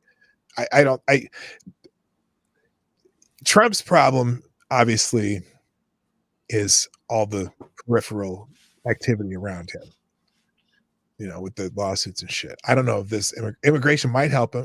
You know, it's funny. It might help him in New York City, in New York State. See, you know, I mean, he doesn't need the help in Texas, but New York State in particular, that's a big one. I think it will help him with independents who might even be against him due to the legal stuff or even because of January 6th. Right. But when they look around the country and you have gas prices shooting up again for reasons it shouldn't be. I mean, it's all because of controls between OPEC and OPEC plus, whatever the fuck they call it, with Russia involved. And these guys limiting gas for no reason. There's no reason to stop the oil production. They just like, we want more money, so we got to make oil worth more. Yeah. If we were energy independent, that would not be something that bothered us. Nope. So he has this really in his favor. On top of that, you do have places like New York. Maybe New York's not the right place to do this because New York is so red. How about Detroit? How about Minneapolis? Sorry. Right. How about Green Bay? Go put them in these swing states. The ones that went for Trump the first time and then backed off the second time. Arizona. Put a whole bunch of these fuckers. I know there's a lot there already. Put more there. Put them right in downtown, Phoenix or Tempe, Phoenix, or Tucson, any of those. Put them right in there. Just fucking fill these places. Democrat stronghold. And I think that would actually make a difference. I think with it being New York, it might move the needle a little bit, but it's not going to matter too much. Not for him on this. It's got to be in places where it actually matters. Yeah. Faithless says canceled oil leases. Yes, he canceled the oil leases up there in the Arctic National Reserve because we have to preserve the wildlife from global warming. Yeah, the wildlife of the tundra of Alaska. Yeah. I'm sure that 5 herds of caribou really matter. Well, they've done studies that actually show wildlife springs up around these things. Yep. Yeah. Oh, yeah, they do. And we're, you know, the polar bear population certainly rebounded since Al Gore said they were all going to be gone. Well, they were floating away on ice floes that they swam to play on. Look, Man Bear Pig was a real threat. Man Bear Pig. There. Yes. Wow. Oh, but man, they do. I watched Biden's speech, and he's talking about all the Republicans have is no, and fear. I'm like, stop. You Democrats do not get to run around and talk about anybody else peddling fear. It's all you do. Not without a mask on. Nonstop emergencies, and all the emergencies that just happen to give all their stock options that all the Congress people have that only those companies can solve. The weather's going to kill you. Global warming's coming for you. The white supremacists are all over the place. The MAGAs, the ultra MAGAs, the ultimate ultra MAGAs, the ultimate ultra extreme MAGAs. They're coming for you. All they do is peddle fear. Extreme MAGA Republicans. MAGA 9000. Yes. And that's all it is. And it's over and over again. And I hear Democrats actually repeat this shit. You can't be serious. The drones are always serious, Monkey. They're the biggest free thinkers. Oh, for God's sake, man. And I'm going to be honest with you, and hell, I don't know with YouTube's rules. We'll probably get in trouble for being honest. The overwhelming majority of it is utter bullshit. Look into the actual climate stuff. Don't take my word for it. You guys have heard me rail on about this many times. Look into the actual facts about it. How come? This is a question asked people. How come when these climate scientists were caught red-handed lying their fucking asses off, everybody just kind of went, we have to hide the decline. Why do we have to hide the decline? Well, because then people won't think it's real. Or even just the stupid adjusting the temperature record. Mm-hmm. When they did that, they made it so it looks like just a gradual rise instead of the up, down, you know. And then they always go back to like they always compared to, well, the temperature record, which goes back to 1870, but they can't. There's a little ice age in the early 1800s. I mean, what's your average temperature if you go back 1,000 years of core data? It's higher. Oh yeah, guys, I always forget his name. The guy who hangs out with Graham Hancock when they go on Joe Rogan's show, Randall something. Yeah, but they just blatantly lie about this stuff. The actual temperature record, what we would actually qualify as scientifically correct, only goes back to about the 1940s. Before then, the technology with thermometers is iffy. Randall Carlson, thank you, Randall Carlson. Randall Carlson, when he was on Joe Rogan one time, he shows this graph of the actual temperature variation of the Earth. And it is amazing because right now, for this incredible rise in temperature, we are actually fairly fucking steady compared to every other time in history. It's almost like we came out of an ice age not that long ago. Almost. Well, that's my favorite saying. Global warming. Ever since the ice age. Ever since the ice age, yeah. I've been talking about making that T-shirt for 5 years, and I still haven't done it. And if Carlson and Graham are right, the only reason that we came out of the ice age as quickly as we did was because of an impact from outer space that helps melt the North American ice sheet. It was aliens. It was aliens. Speaking of which, we haven't talked about that, and we're on this show, so we have to. The Mexican aliens. Oh, you're talking about the Mexican aliens. And this time we're not talking about illegals. Those are, we used to call ET et. I love that they made them look like ET with the long head, and even the face is shaped like ET. They look like clay models of ET. They did. Sorry, they just do. All it needed was the little fat belly that lights up. Hey, let me real quick thank Heldrick dropping a small bullet in the tip jar. That's a 223 if you do Streamlabs with me. I call it a small bullet. He says it's amazing all the industrial power the dinosaurs had that made the earth so hot. Yes. Wait a minute. You should have seen the size of their SUVs. Thank you, Keldrick, very much. Monkey, I've got a video revealing the truth about the Mexican aliens. Oh, do you? No. Let's see. Let's watch it. The truth I saw that whole thing blow up, and then I saw the aliens, and like you've got to be kidding, right? There's a except it was one of the news publications actually verified that those were indeed real aliens. I think it's what's that Weekly World News? Weekly World News did it? Yes. Yeah. Okay. Well, Bat Boy probably checked for him. Well, Bat Boy found them down in Peru. All right, Jack, this has music. Is there talking we need to listen Nope, to as well? just mute it. That's Okay. fine. All right. These, for those of you who missed the aliens, so the Mexican Congress had a discussion on aliens, similar to the way our Congress did. Mhm. And even that one, I think he's an Air Force pilot, he went down there and testified. And then they let a dude who's been caught before with hoaxes on aliens, they let him get up there and talk. I forget his name. Well, they have a big problem with that sort of thing down in Mexico. Well, most of South America, because they're very superstitious. So hoaxers get a lot of credit even when they're caught. So here's the alien. Doesn't that look like the Chinese knockoff toy of E.T. It does. or Mac and Me? Remember that one? No, it looks like something that they pulled off a carving in the wall in Egypt or something. It didn't. No, it's two different toys mashed together to make the official ET from toy that's marketed in like the Philippines. By the way, they've x-rayed these things, and these bones right here are actually femurs. The arm bone, the upper arm bone, those are femurs. Oh, maybe they have one of mine. And perhaps. Good. I mean, they're supposed to be disposed of as medical waste. But my alien revealed as cake. Nice.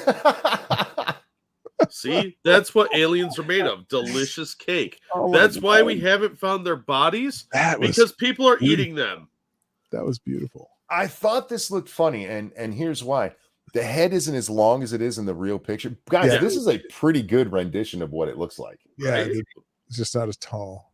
That's really good.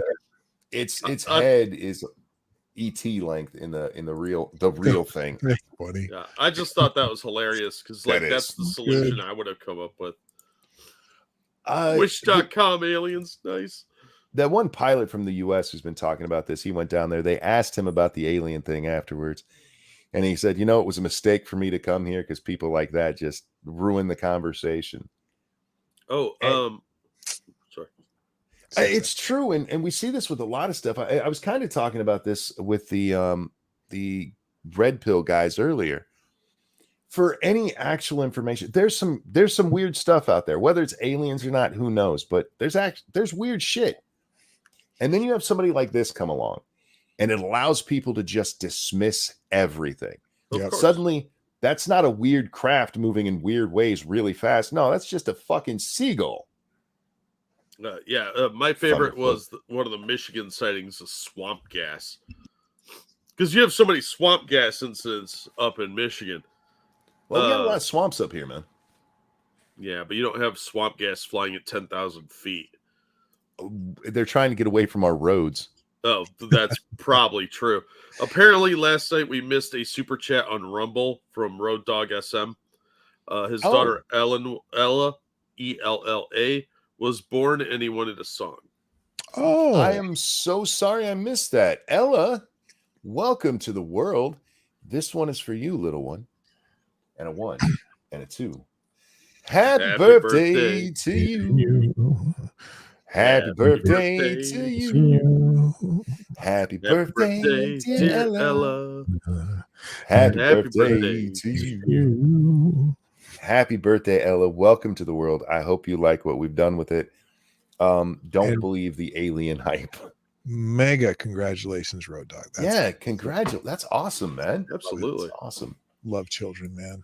Oh man, aren't they the best? Hey, by the way, Monk, you always make fun of your roads in Michigan. Yeah, oh yeah. When I was as you know, in May, I drove up through Wisconsin, up through the UP, and went to Mackinac, right? And city stuff. Those drives were glorious. The roads were great. I mean, they must not like you in the Lower Peninsula. Are you talking about the roads in the UP were nice? Yes, I can see that. A single bad road, and you'd think that they get the brunt of the thawing. Wait. Freezing stuff. Let me explain something. Antrim County is right underneath the UP.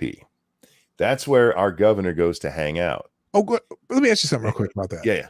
I know. I'm sorry. I don't mean to cut you off, but I forgot to ask this before. So does she have her own personal separate home up there? And then because there's the governor's mansion on Mackinac Island, that's the governor official summer for governor's mansion thing that they have up there. You know that, right? I didn't know we had a second home for the governor. No, Yeah, you do. It's up in Mackinac Of Island. course. They fly flags on it. So I don't know if you're talking about her personal. no, second she has a home, personal residence Okay. in Antrim. Okay, that's okay. Gotcha. This is the place where when we had the COVID lockdown, where we weren't allowed to buy seeds in garden centers, Right. she opened it up so her husband could go buy a rake to clean up the yard. Yes, he was out raking leaves. That's a true story, you guys. So no, she Hard lives work right up by daily. there. If you drive through Lansing, Yeah. some of their roads are beautiful. Drive up 75, drive up 131, Okay. drive And- up 29. On the west side of Lake Michigan. You go to the other side of the state, anywhere that she doesn't spend time, and look at the roads there. Okay. They're crap. We came back into Michigan. We normally would, the normal way we came up, we couldn't come up because we were trying to avoid a storm. And we avoided a storm through Toledo that was going through Toledo and Detroit, which is where we normally come back into Michigan. Yeah. So we actually come about halfway into the state to go up. And immediately when it switches from Ohio to Michigan, potholes Really. everywhere. It was like suddenly we were on a slalom course. No, we didn't have that problem in the UP. We drove from because we drove straight out of Green Bay and then went up along the Lake Michigan shore. And then when we came home, we drove north and went all the way across on the superior, side of the UP, and then to Duluth and came back down home. But the roads were fantastic. I mean, they were beautiful highways, and even the 2-lane roads. We drove a lot of 2-lane roads because we like doing that. I have a theory. And they were nice up there. So I don't know. All right, so you're in the UP, and you're like, okay. the roads are nice, blah blah blah. No, it's because the Canadians sneak over at night and repair stuff. No, I just think Yoopers are a different breed. And They are. Yeah, aren't they like Wisconsin or Minnesotans?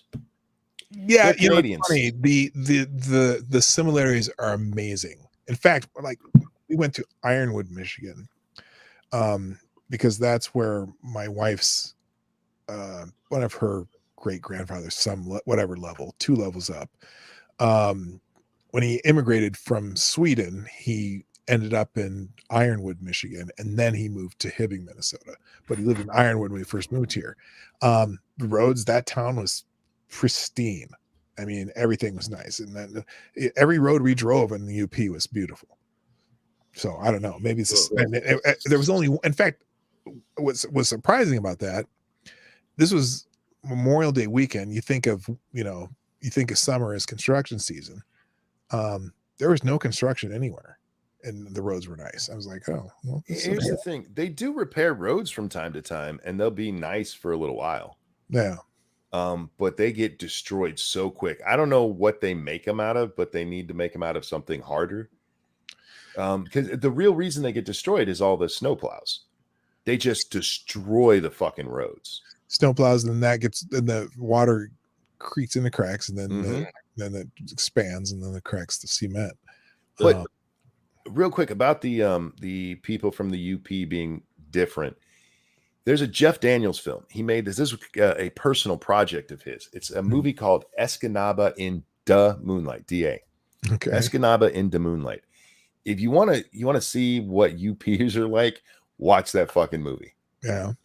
They're just like the northern Minnesotans. They're Canadians. Yeah, that's same. They're like up on the northern shore of Superior in the Minnesota side. They're the same people as the Yoopers we met. I mean, we met because we stopped and talked to people. It's almost like they're touching each other. It's pretty well. No, Look, let's not go there. The UP should either belong to Wisconsin or Canada. I don't care which. It is not part of Michigan. Yeah. It literally shares a border with Wisconsin. You have to drive across a big fucking bridge to get there from Michigan. Yes. How the fuck did that end up being our land? I'll tell you what, I loved it up there though. Oh, I've heard I've been there one time when I was a kid. It was a long, long time ago. And we just crossed the bridge and came back. Me and Lady Monkey have talked about going up there, and maybe one day we will. I've heard it's really nice up Go there. to Pictured Rock National Shoreline, and there's a town there. I can't remember the name of the town. I mean, you got to talk about scenery on Lake Superior and the beaches on there. It was just amazing. People take their leaf trips through like New England, go up to Maine. Yeah, we do it in North Shore, Minnesota too. But yes, Michigan has such beautiful foliage and stuff, and in the fall, it is gorgeous. It's absolutely gorgeous here. I bet it is. I love. You don't want to take that tour because by the end of it, you're going to be walking like me. You need a tank to go over our fucking roads. You got to do it in the UP. Yeah, like I said, but you have to get to the UP, which means you're dealing with the roads in the mid, because the roads in the mid, I believe you. I can believe you that. The town I live in it's fucking gorgeous. But yeah, we had a hole in one of the roads big enough for a car to fit in for like 3 years. Really? Yeah, really. Jeez. And the only time you could drive over it was in the winter time when the snowpack would come in, and then suddenly it was filled in. And we have a ton of roads like that where it's actually nicer to drive in the winter because everything is flat. It's weird. You don't want to do it on the day that it snows or the day that an ice storm comes in. You wait until they plow. But then you finally have at least a flat surface. Huh. Oh. I just think it's made of ice. Yeah, well, I mean it's better than, losing your tire. That's true. I just love that fucking bitch ran on how great she made the roads. And there were actually people, yes, she did. Like, no, shut up. You live in Lansing. It's the only place you go. Yes. Well, where she lives, the roads are very nice. Anyhow. Gentlemen, Dog, what you been working on lately? Look, I just do my show every day, Monday through Friday. I just started back this week, and Morning Night Live, Monday through Fridays, usually around 10 o'clock Eastern. Like while I'm stuck here at home, it varies a little more than it does when I'm on a schedule, just because when I had to get up and down. I have a second channel called Marty's Big Journey, where I do travel videos and tell dad jokes. I mean, it's literally what it is. So, which I probably should put a link to that too, but it's just look up Marty's Big Journey, and I do mostly YouTube shorts on that. I don't do a lot of long form stuff, although I have 5 years of travel footage that I haven't edited, and so I mean I've got lots of beautiful footage, but I just haven't done it. So, but lots of YouTube shorts. So that's what I do. So your channel, Marty's Big Journey, for like the next 2 months is just going to be you trying to get to the bathroom? Yeah, well, no, I've conquered that, Jack. You missed the beginning of the show where I am actually doing quite well right now. Oh, good. Glad to hear it. I still, but like I have the rack on the toilet in the main floor because I still have to lower myself using my arms, but I can walk. I can I'm getting range of motion to do stairs. We spent about an hour in a state park today walking around. Oh, nice. With my granddaughter and my son-in-law, my daughter and my wife, and we had a good time. So I'm walking better. I mean, I still need the cane for some balance issues. Well, but strength and range of motion is slowly coming back. Let me ask you something. With your surgery and everything, do you think recovery's harder or easier being a black man with a big ass?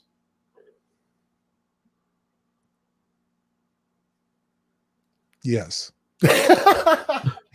Sorry, I'm just picturing an old black man with a big old ass because, black men, they're the only men that have asses. We can throw the picture on the screen. No, that's okay. No. Just after I get the staples out. Just no. I'm just talking. Look. It's not that bad. I had two pictures. Go ahead and put it up. We'll do it. This is you in a thong. I'm leaving. Let me grab it here. No, it's certainly well, you saw the picture I had on Twitter, right? Yeah. Oh yeah. Well, now I'm giving you the after. Okay, with just where my hip lived. Just a second here. Let me find it because now I just closed the pictures here. Nightmane says, I like the pause. About once a show when Dog is on here, I have to do something like that because I love his reactions to it. I think it's funny. All right, so here's now it's anyway. This is the where is it? There we go, right there. All right, so there's the that's me after I got the staples out. Not bad. It's just a scar. Okay, but that's a long scar. That's like That's from a my big ass scar, dude. buttock to almost to my hip. How long is it? Let's see. I figure about a foot long. Damn. About 12 inches. Yeah. And what they do is they cut you up. they take a saw, they cut off the top of your femur with a hacksaw, and then they jam this into you. That this is a titanium rod with a ceramic ball, and then they screw in a socket there for the ball socket. So that's the X-ray there. So that's his ball socket, y'all. That's me today. So there you go. They jammed that into my femur where they cut off the top of it. And he said it was a lot of work because I'm a big dude. I'm 6'4". I was 305 when I went in for surgery. Although I'm down to 287 now. Because I've just changed my eating habits, on this since I've done this. And but yeah, so that's what they do. And then you put the ball in the socket, and then he sews my doctor has been doing this a long time. So he wraps the one part of my muscle back around and attaches it to the the metal device or whatever, and does all this stuff. So it's really extensive surgery, but I am so happy I got it done. I feel so much better already, and it gets better every day because all I'm doing is letting the muscle heal. Michigan was given the UP to make up for losing Toledo to Ohio. I mean, in the long run, it was probably better that we didn't get Toledo. Well, look, you're just we already had Detroit. We won the war, and we got to keep Toledo and all the canals that connected to it. So you got stuck with the UP, which is basically you have Canadians. Congratulations. I guess that's fair enough, but in the long run, I think losing Toledo was okay. I've been through Toledo.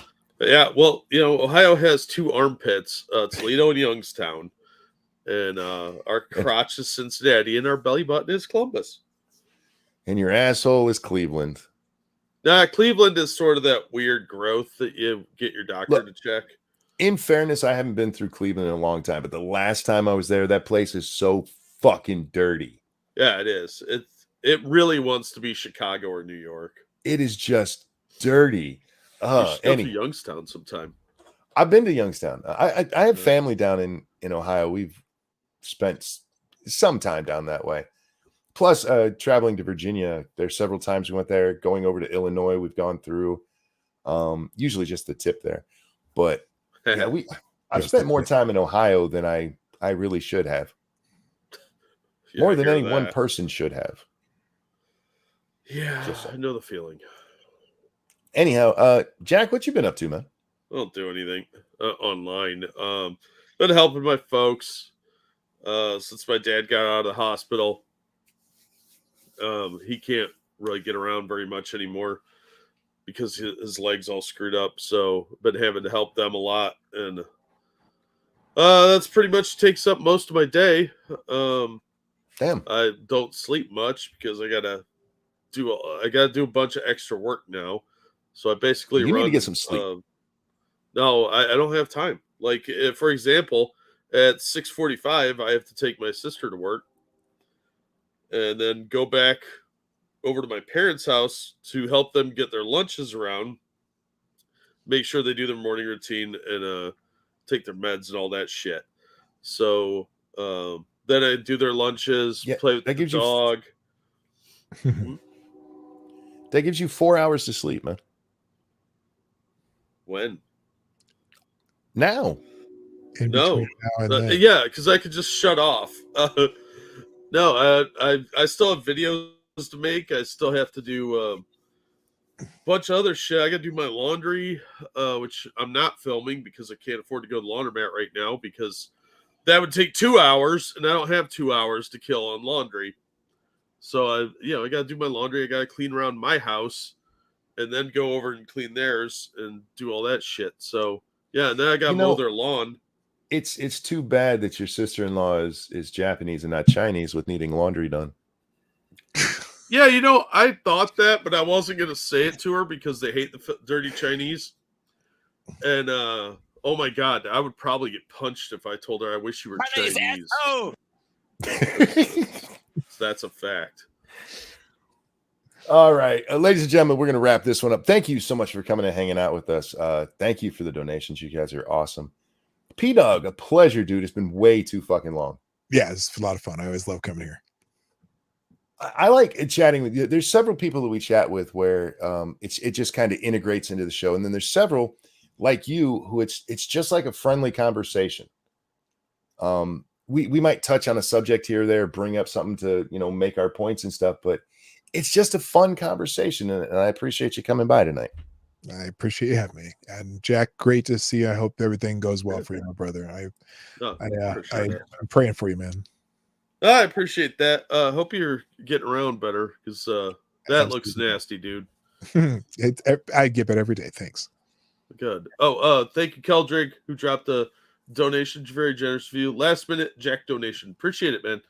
I'll be fine. It's just a matter of sorting things out for a temporary period till I collapse and have a heart attack. Well, let's try and avoid that, okay? Careful, man. You might lose an eye. Yeah, right. Yeah, I'm doing better than you are, monkey. What was I gonna say? Shit, I forget. Oh, I know what I was gonna say. Just to remind, and this goes to back to something we said earlier. Please hit the like button. We really do appreciate it. But if you don't do it here, please do it for other creators that you watch. It really does help out.